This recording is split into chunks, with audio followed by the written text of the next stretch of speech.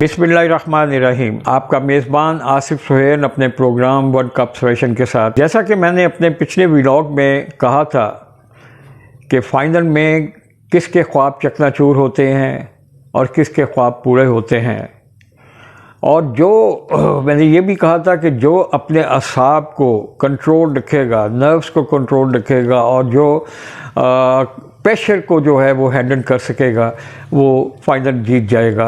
और ऑस्ट्रेलिया ने प्रेशर को भी हैंडल किया, अपने नर्व्स को भी कंट्रोल किया और अपनी बेहतरीन परफॉर्मेंस, फील्डिंग, बल्लेबाजी और बॉलिंग की वजह से भारतीय तमाशाइयों को बिल्कुल खामोश करके रख दिया। देखिए, इसमें अगर हम इस मैच का थोड़ा सा, मैं अपनी जो राय है नाकस सी उस पर मैं करूं तो मैं समझता हूं कि सबसे बड़ी गलती रोहित शर्मा से ये हुई कि भाई वो अच्छा बड़ा स्कोर कर रहा था, एक ओवर में उसने मैक्सवेल को एक छिक्का भी लगा दिया, चौका भी लगा दिया, लेकिन फिर एक और ऊंची हिट खेलते हुए कैच दे बैठा।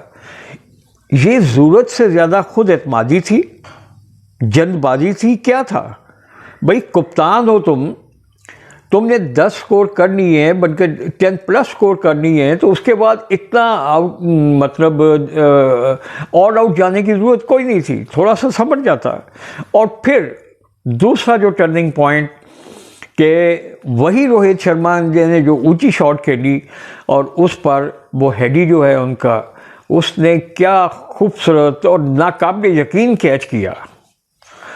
और इस तरह मतलब बेहतरीन फील्डिंग थ्रू आउट ऑस्ट्रेलियन खिलाड़ियों ने की जो वो मैच जीत गए। फिर एक ऐसी स्टेज आई कि जिसमें के प्रेशर को हैंडल करना था और उस वक्त भारत का बल्कि दुनिया का बेहतरीन बैट्समैन विराट कोहली क्रीज पर था, उसके साथ KL राहुल था और ये उम्मीद थी कि ये दोनों बैट्समैन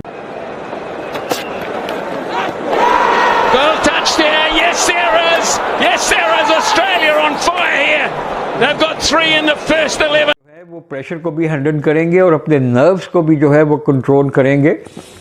लेकिन वो रन रेट जो पहले 10 ओवरों में मेरा ख्याल है 8-9 तक था, वो 11 से 20 वाले जो ओवर थे उसमें वो ड्रॉप हो गया, 5 तक चला गया गालबन।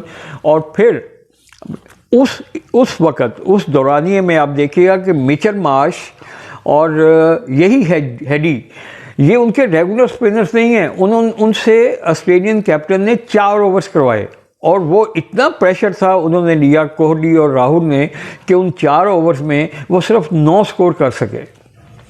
तो ये प्रेशर जो था ये उन्होंने जितना उनका हैंडल करना चाहिए था, जितने अच्छे तरीके से, वो हैंडल नहीं कर सके। इससे क्या हुआ, इससे जो ऑस्ट्रेलियन बॉलर जो थे उनका हौसला बढ़ा और उन्होंने अटैक किया और फिर इंडिया जो है 240 में आउट हो गई और ये गालिबन इस पूरे टूर्नामेंट में इंडिया का सबसे कम स्कोर है। ऑस्ट्रेलियन बल्लेबाजों के लिए 4 रन पर ओवर का एवरेज था, जो कोई इतना ज़्यादा नहीं था, वो आसानी से बना सकते थे, लेकिन उन्होंने भी जारखाना अंदाज अपनाया जो मेरे ख्याल में उनको नहीं अपनाना चाहिए था और वो 3 विकेटें बहुत जल्द उन्होंने गंवा दी। और उसके बाद ये उम्मीद हो चुकी थी कि भारत जो है वो मैच में वापस आ गया है और वो जीत भी जाएगा। लेकिन उसके बाद वो जो उनका 2 बैट्समैन, एक का नाम है हेडी और दूसरा जो है वही अपना उसका लबाशकर। Superb shot this, great timing and a great way to bring up a half century.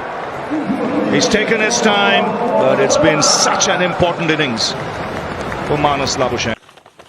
उसने क्या ज़बरदस्त बैटिंग की उन दोनों ने, ज़बरदस्त। और वो बुमराह जो पिछले 10 मैचों में किसी को टिक के खेलने नहीं देता था, उन दोनों ने उसकी खूब पिटाई की। हालांकि बुमराह ने बहुत अच्छी स्विंग बॉलिंग का मुजाहरा किया इस पिच पर, लेकिन वो दोनों बैट्समैनों ने पूरी जिम्मेदारी के साथ प्रेशर को लिया, नर्व्स को कंट्रोल किया और कुछ किस्मत ने भी उनका साथ दिया। बॉल ऊपर से चली जाती थी, स्टम्प्स के करीब से गुजर जाती थी और एक मौके पे तो इंडिया ने रिव्यू भी ले लिया बुमराह के उस पर, लेकिन वो जो थर्ड अंपायर था उसने वो रिव्यू जो था वो एक्सेप्ट नहीं किया। तो ये कुछ इसमें थोड़ा सा एक किस्मत का भी हाथ था। और फिर जब विनिंग शॉट खेली मैक्सवेल ने तो पूरा स्टेडियम जो था ऑलमोस्ट खाली हो चुका हुआ था और सकूत तारी था वहाँ पर। वही इंडियन तमाशाई जो इंडियन की इनिंग्स में सिंगल भी होती थी तो इतना शोर मचा लेते थे कि कानों पर ही आवाज़ सुनाई नहीं देती थी। जब ऑस्ट्रेलिया मैच जीत रहा था तो वो तकरीबन स्टेडियम खाली हो चुका था, जो कि मैं समझता हूँ कि स्पोर्ट्समैन स्पिरिट के बहुत ख़िलाफ़ है। और भारतीय तमाशाइयों को जो क्रिकेट के दीवाने हैं उनको इस तरह का रवैया नहीं इख्तियार करना चाहिए था। उनको बल्कि दाद देनी चाहिए थी ऑस्ट्रेलियन प्लेयर्स को कि उन्होंने बहुत अच्छी क्रिकेट खेली और वो जीत गए। लेकिन इतना हौसला जो है वो हर तमाशाई में नहीं होता है, और ख़ास तौर पर इंडिया से तो आप इस तरह की तवक्को ना करें कि वो आपको आपकी अच्छी कारकर्दगी पे हौसला देगा, और ख़ास तौर पर अपनी टीम के ख़िलाफ़। तो ये एक अफसोसनाक बात है, ऐसा होना नहीं चाहिए था। पूरा स्टेडियम पुरसकून था, उनके लिए क्लैपिंग करने के लिए ऑस्ट्रेलिया की विक्ट्री को चंद लोग ही थे वहाँ पर थे। और फिर ये बदइंतज़ामी की हद देखें आप कि BCCI ने जो जिस वक्त ट्रॉफ़ी पेश की, Indian prime minister Narendra Modi थे। तो भारत के प्रधानमंत्री नरेंद्र मोदी ने अहमदाबाद के स्टेडियम में ऑस्ट्रेलिया टीम को विनिंग ट्रॉफी थमाई। इस दौरान नरेंद्र मोदी थोड़े इमोशनल भी दिखाई दिए, क्योंकि टीम इंडिया तो मैच नहीं जीती, लेकिन जीत की ट्रॉफी नरेंद्र मोदी ने पैट कमिंस को थमाई। और इसके बाद ऑस्ट्रेलिया टीम का जबरदस्त ट्रॉफी सेलिब्रेशन देखने को मिला। ऑस्ट्रेलिया छठी बार ODI वर्ल्ड कप में ट्रॉफी जीतने में कामयाब रही और टीम इंडिया का ऑस्ट्रेलिया ने एक बार फिर 2003 के बाद सपना तोड़ दिया। और उनके साथ ऑस्ट्रेलिया के डिप्टी प्राइम मिनिस्टर वो थे, तो उस वक़्त स्वाय कैप्टन के किसी और को उन्होंने स्टेज पर नहीं आने दिया और ऑस्ट्रेलियन खिलाड़ी वो खड़े रहे स्टेज के बाहर। जब वो दो प्राइम मिनिस्टर गए वहाँ से, तो उसके बाद ऑस्ट्रेलियन खिलाड़ियों को जाने की इजाज़त मिली। तो उस वक्त तक वो जो फायर वर्क जो था वो जश्न के मौके पर, फतह के मौके पर वो प्लान किया हुआ था, वो तो ख़त्म हो चुका था। तो ये एक बहुत बड़ी बदइंतज़ामी थी, ऐसा होना नहीं चाहिए था। मैं ऑस्ट्रेलियन प्लेयर्स को जो है वो बहुत मुबारकबाद देता हूँ। फाइनल जीतने की छठी बार उन्होंने जीता है। और आखिर में मैं ये बात कहूँगा कि इस टूर्नामेंट में इंडिया को फाइनल तक ले जाने में जिस एक शख्स ने सबसे अहम किरदार अदा किया उसका नाम है मोहम्मद शामी।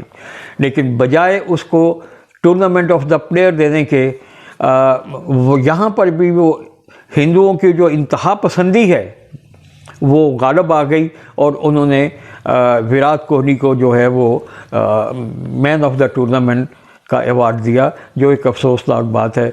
नाज़रीन, अगर मेरी बातें कुछ आपको अच्छी लगे, मेरा प्रोग्राम अच्छा लगे, तो काइंडली मेरे इस चैनल को ज़रूर सब्सक्राइब करें। मैं इंशाल्लाह अगले व्लॉग में आपको बताऊंगा कि इस क्रिकेट वर्ल्ड कप में BCCI ने कहाँ कहाँ गलतियाँ की, कहाँ कहाँ नाकस इंतज़ाम किए और किस बद इंतज़ामी का मुज़ाहरा किया थ्रू आउट टूर्नामेंट में, हर दर्मी और रौनक का मुज़ाहरा किया। और आज ICC जो थी वो खामोश तमाशाई बनी रही। तो ये मैं अगले व्लॉग में आपको बताऊँगा। Thank you.